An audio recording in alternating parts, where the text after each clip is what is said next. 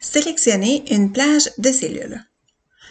Une plage de cellules peut être sélectionnée avec la souris ou avec le clavier.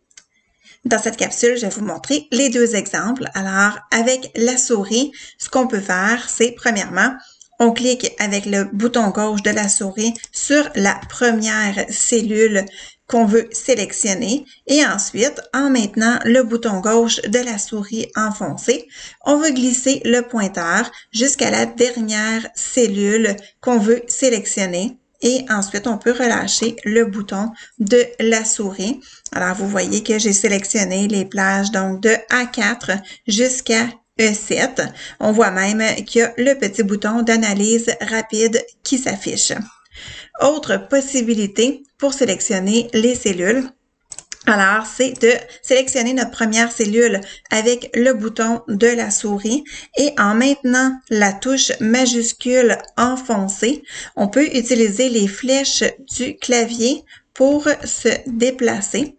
Et une fois qu'on a sélectionné la plage de cellules désirée, on relâche le bouton majuscule et on peut voir que toutes les plages que je voulais sélectionner sont en surbrillance.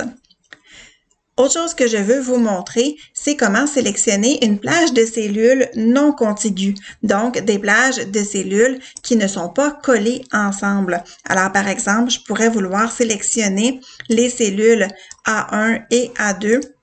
Et je pourrais vouloir sélectionner la ligne de A4, en fait, jusqu'à G4.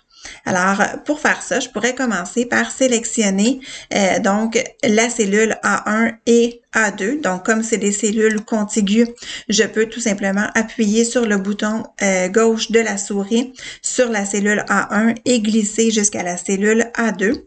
Et ensuite, pour sélectionner les autres cellules donc qui sont non contiguës, je vais appuyer sur la touche contrôle, donc la touche CTRL, je vais la maintenir enfoncée et ensuite, je vais pouvoir aller sélectionner les autres cellules que je veux. Donc, je pourrais, une fois que j'ai sélectionné ma ligne A4 jusqu'à G4, tout en maintenant la touche contrôle enfoncée, je pourrais aller ensuite sélectionner, par exemple, A5 à A7 et je pourrais même aller sélectionner la cellule A9.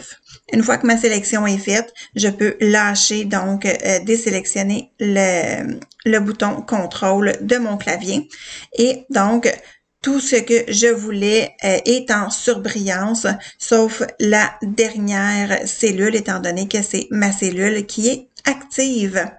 Alors voilà, c'est comme ça qu'on sélectionne une plage de cellules.